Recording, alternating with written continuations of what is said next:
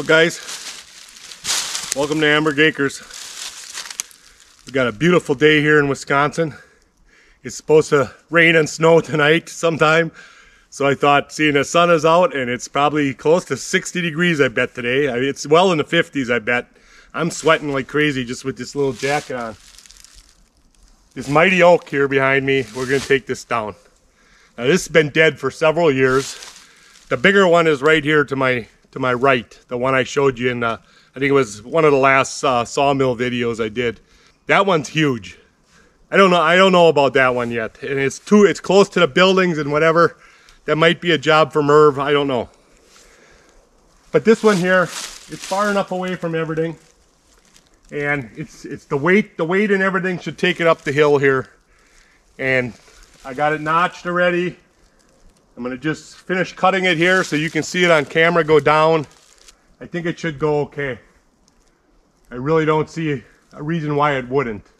But it is dead, and it's, when I'm cutting it, I can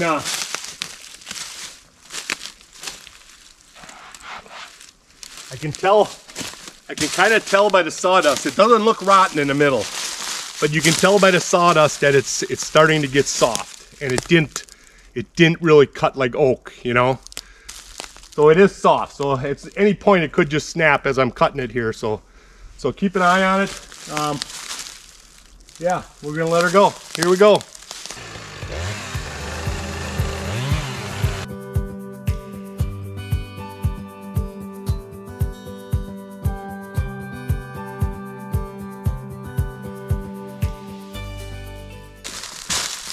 All right, she's cracking. I'm gonna go see if I can find my wedge. Give her a few shots with the wedge. I'm gonna leave the camera running just in case it goes while I'm away.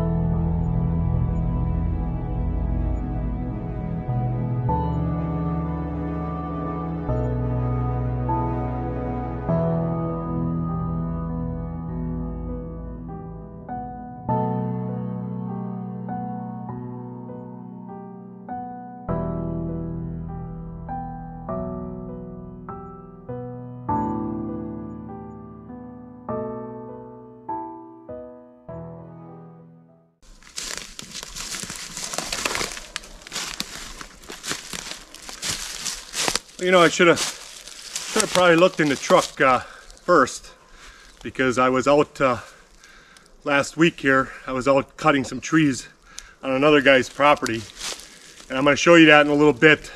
I got some really nice red pines off the guy's property, and I may get some more. So if I get some more and I go do some more cutting over there, I will take the camera with and try and film some of that.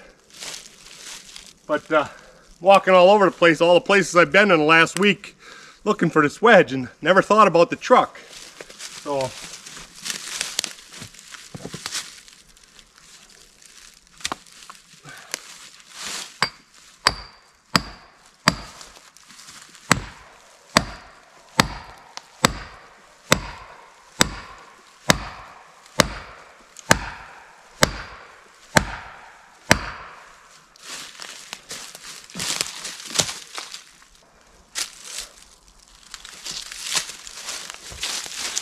she's not going yet.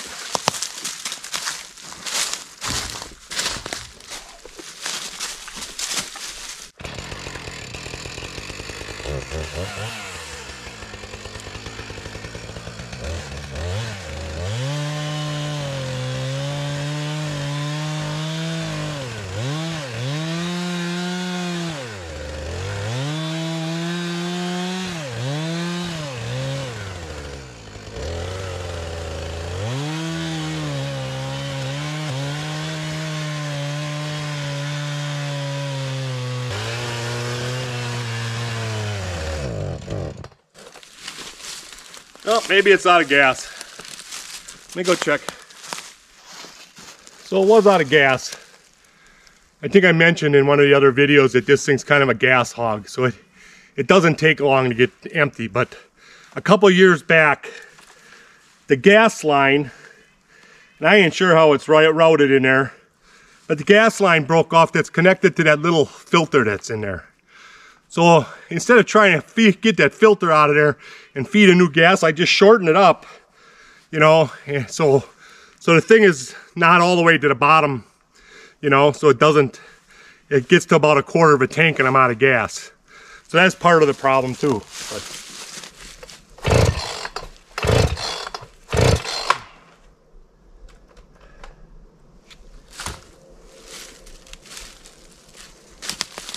all right, so now it sounds like it's flooded. It doesn't want to start. And I think I mentioned that, how finicky this thing can be at times. And I don't know what the issue is with it. You know, the air filter's clean. I just cleaned the air filter. It starts right up when it's cold. But now that it's warm, that I did all this cutting, now here I sit. And I gotta wait for it a little bit. So I will come back. I will come back as soon as I figure out. Maybe I'll go get the Milwaukee and see if I can get in there. I don't know if the bar is going to be long enough, but we'll see. I'm going to go get it.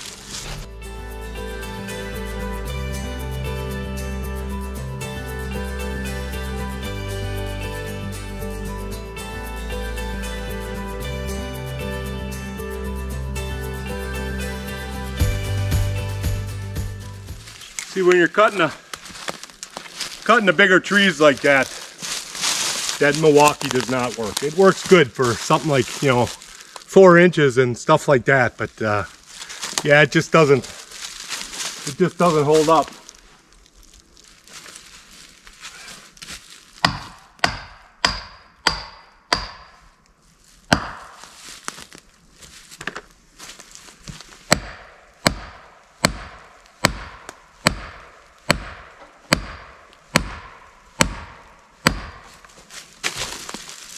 I think she's going.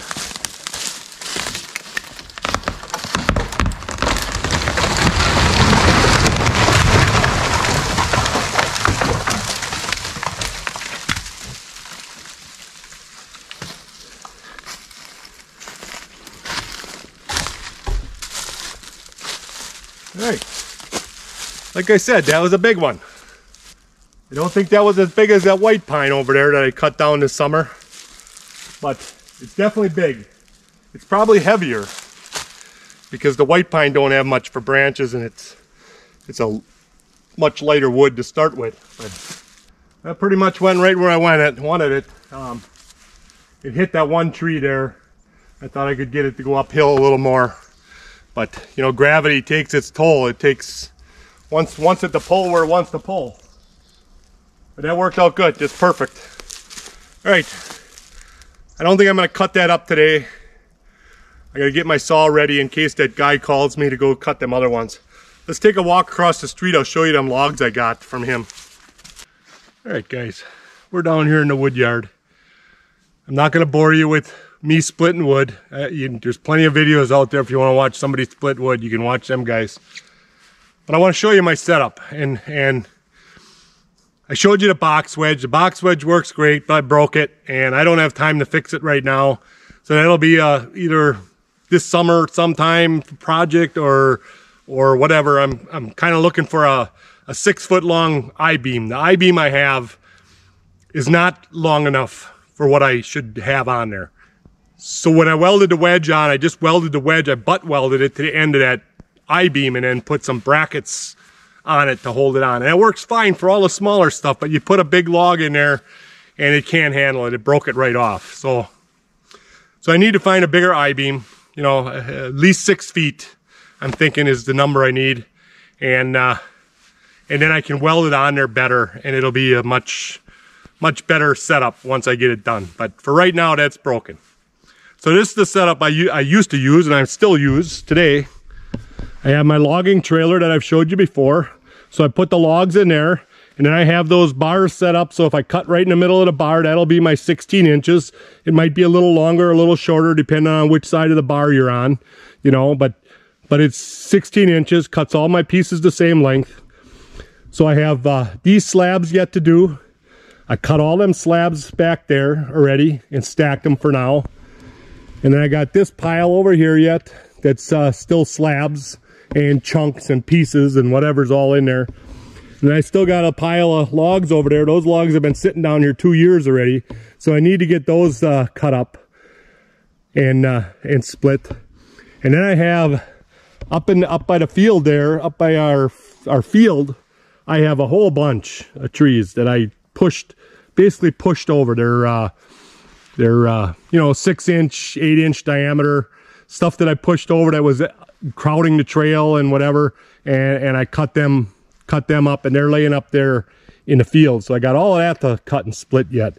So I really don't need any firewood. So this pile here is all the gnarly, junky stuff wood, I'll call it, half rotten, little pieces, thin pieces, just stuff that I would not put in a firewood rack, okay? So that's for our burning pit. That's when we have a party or have people over, we have the silo up there, we burn that type of wood in there. That's junk wood is what I call it.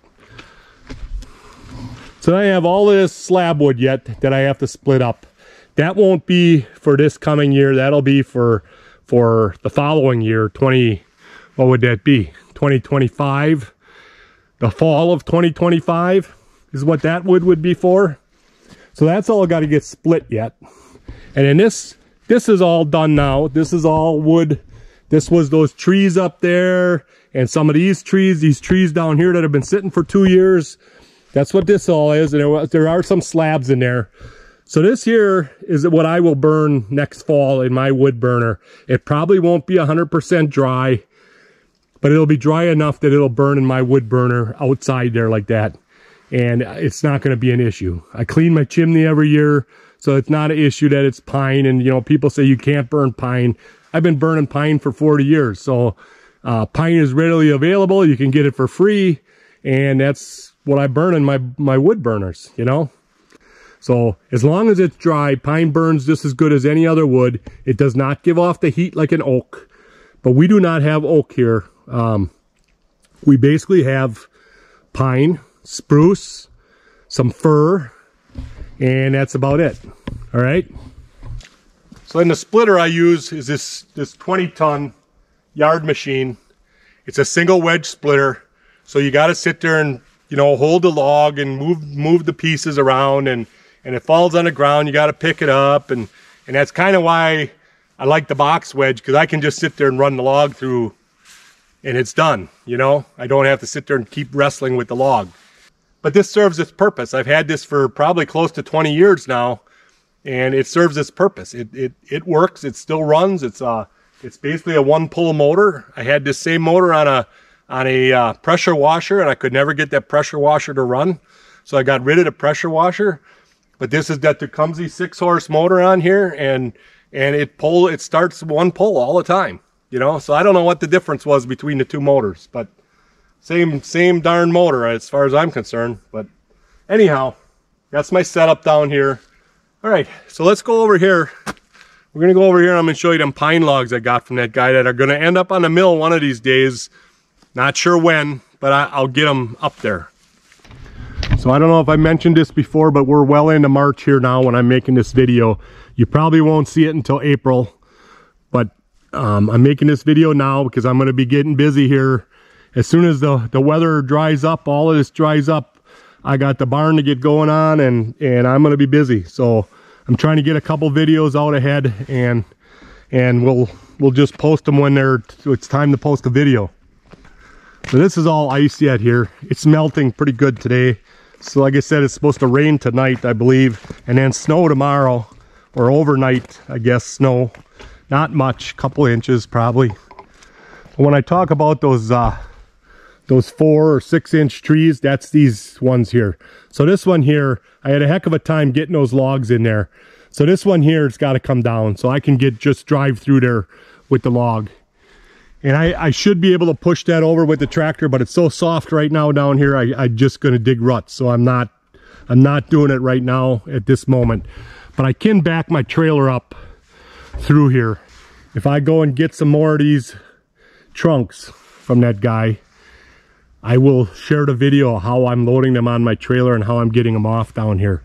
I'm basically just rolling them so nice and straight, I can roll them right off my trailer and onto the ground, and then I pick them up later with the tractor and stack them on the logs like that. But these are beautiful trees. I think the biggest one there was like close to 15. The rest of them are like a 12-ish. So I should, as straight as they are, I should be able to get 8-inch cants out of them, or 7s like I was cutting out of them popples. If I could get 7s, I'm thinking of using, instead of cutting down our trees, use this here to make that siding. And I think it'll work just the same way as the popple would. I don't see why not. Red pine is used for a lot of stuff, a lot of finish boards and whatever. So I don't see why it wouldn't work. So we're gonna do some experimenting coming up here when I get some time. But yeah, so I was able to get, I think there's 12 of them here. I was able to get 12 of them on my trailer, and it pulled pretty good. We have the road bands on right now. And if I'm fully loaded, my trailer is a 10,000 pound trailer. So the limit is 7 tons. So I am just under that for hauling this type of stuff right now.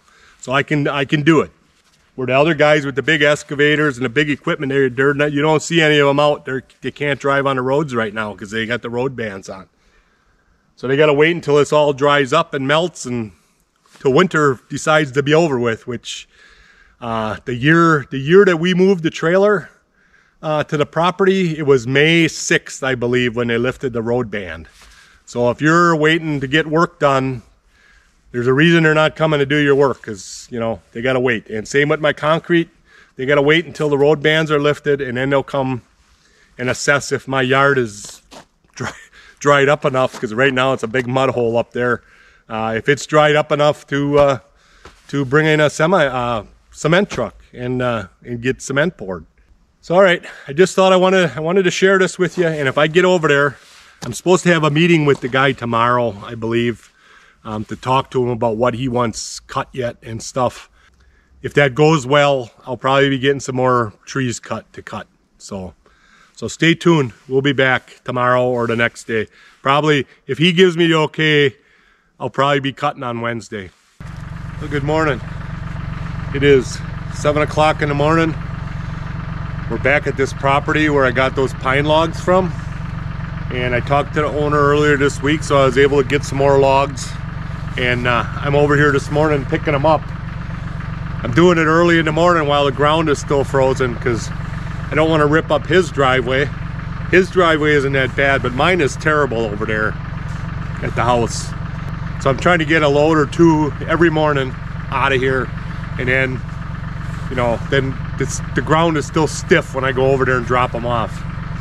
Because when I come back in the afternoon, it's just all muck, and I'm just slipping all over the place with the empty trailer. So I'm going to show you here how we load these logs up.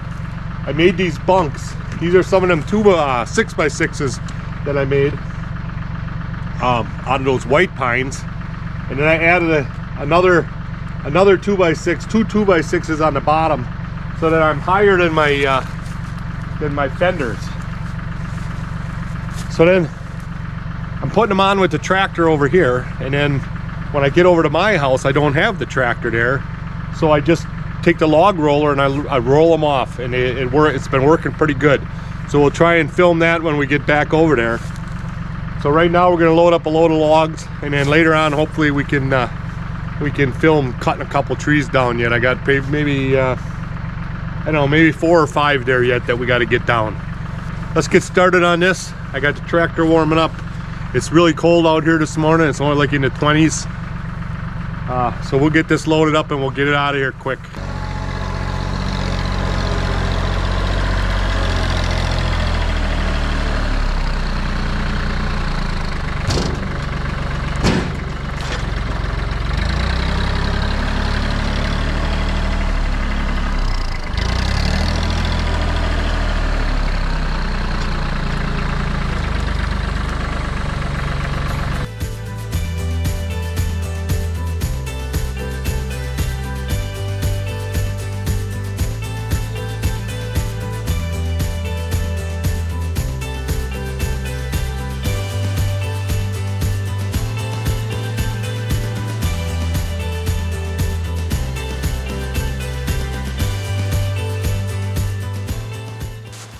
We got those loaded up.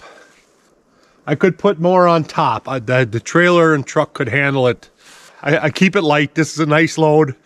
I can haul this. I can drive highway speeds with this on there and no issues. So we're gonna go back to my place. We're gonna drop these off and we'll show you what that looks like.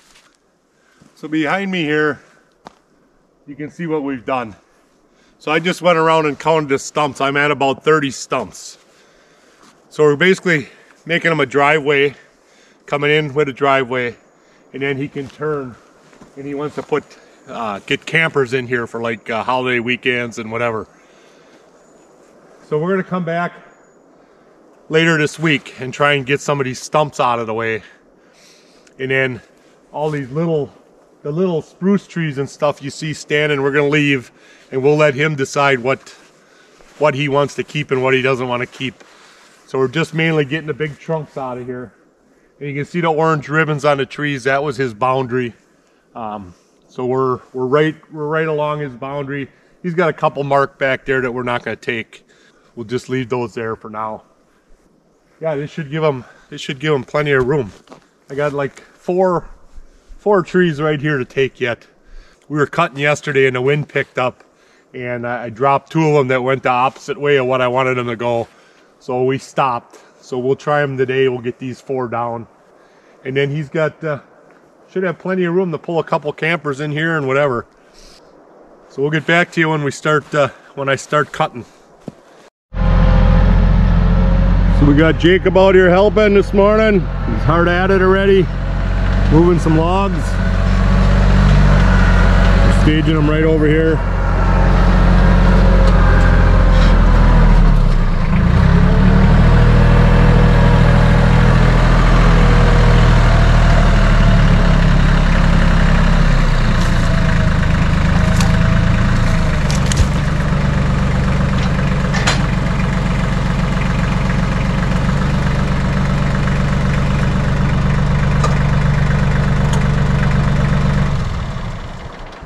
I figured when you didn't respond to my text, you were probably over here working already, so I came right over.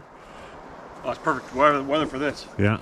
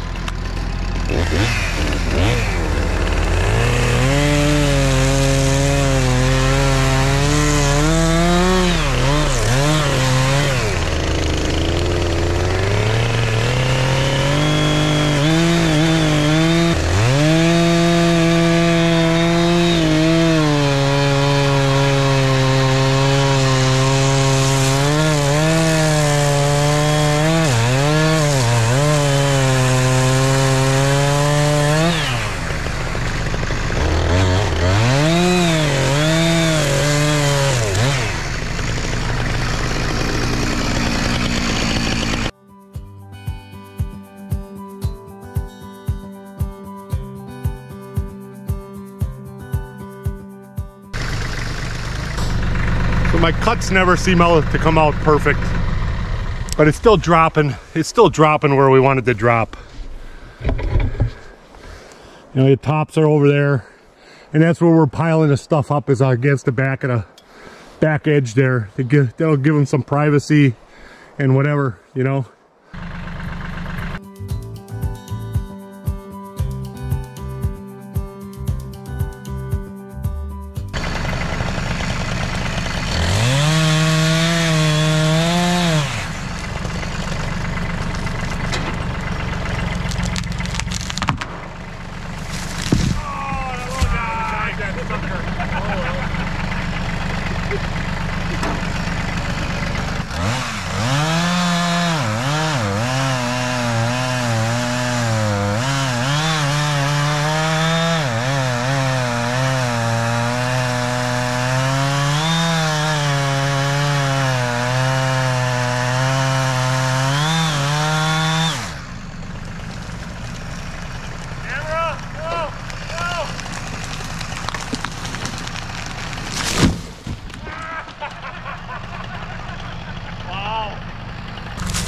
Well, that one was a little close, I think.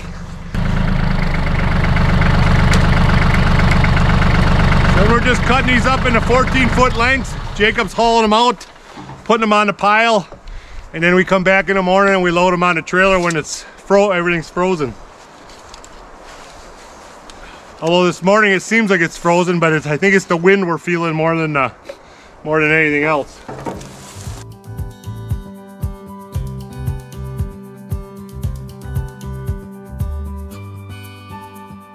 Depending on the tree, I can usually get about 3 14-foot lengths before I start hitting the big branches. So he's gonna have to grab that one and kind of pull it out so I can cut it. But I'll take one more 14 out of there, and then we'll be done with it.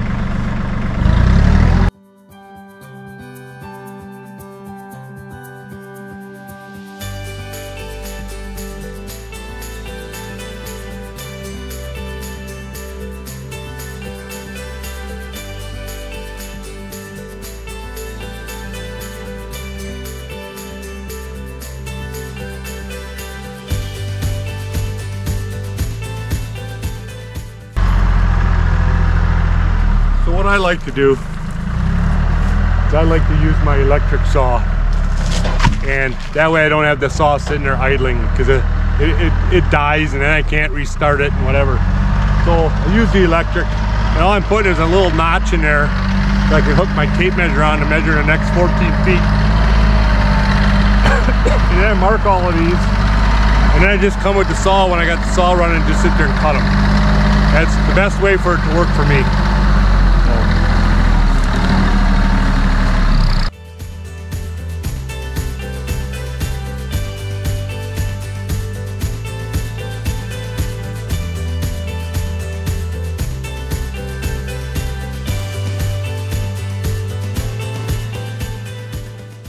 So I just wanted to share with you the method I'm using to cut these trees.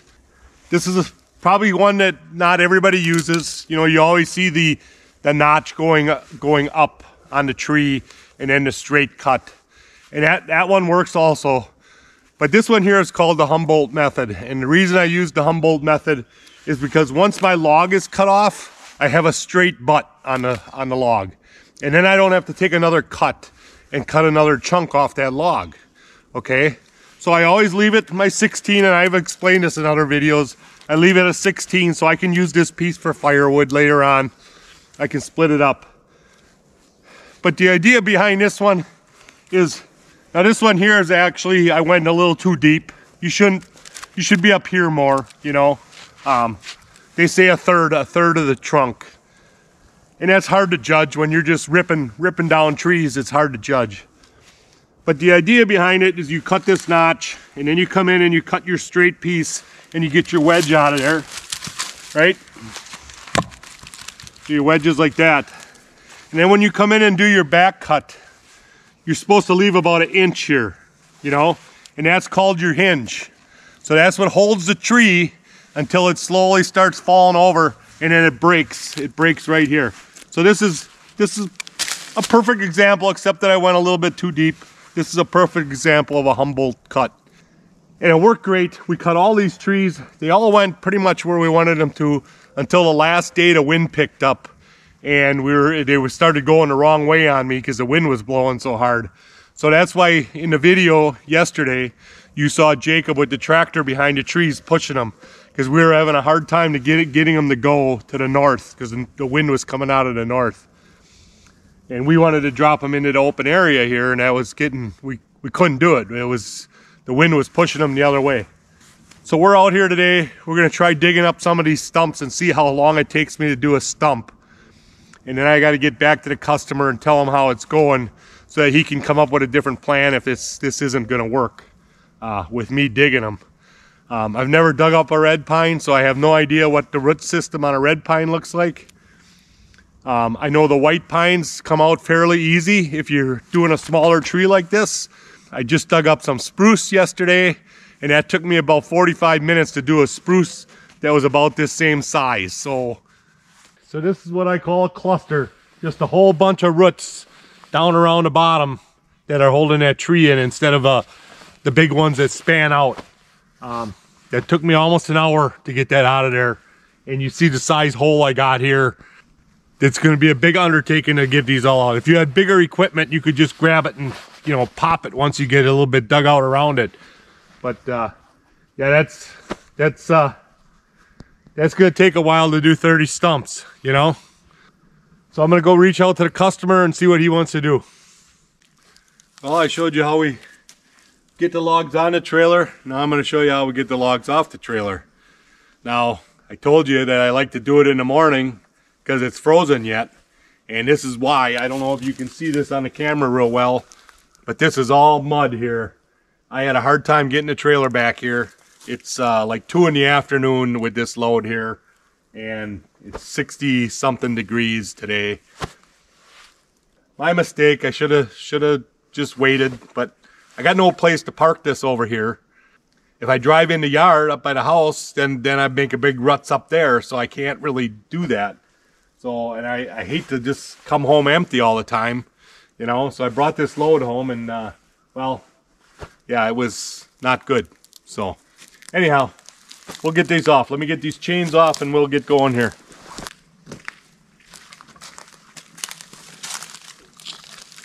You ready for this?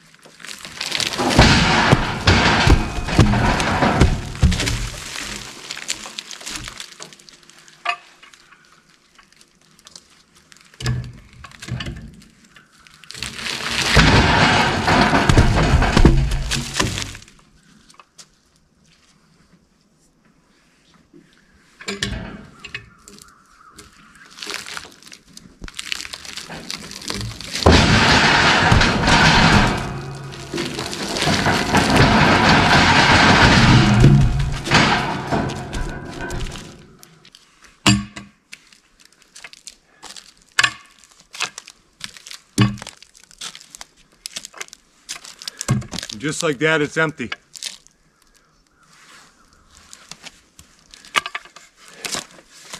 So we're pretty much done.